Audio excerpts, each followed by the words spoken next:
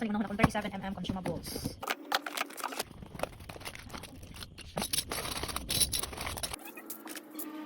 Next is the 37mm metal. Ay, plastic.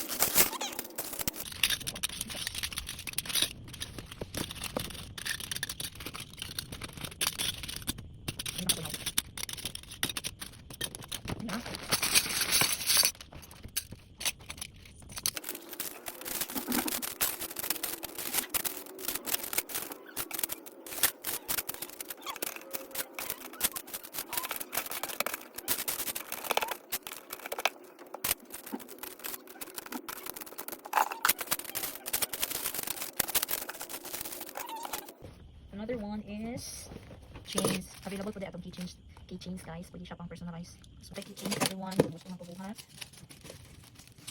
Pinasage lang po sa ako. Ganun siya nga.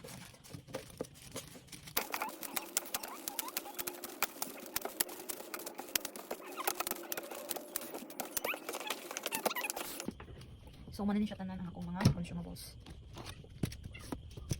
Again, sa next video, magbuhat po o isa ka central board o wallet size picture nga nalaman niyo. So that's it for this video. Bye.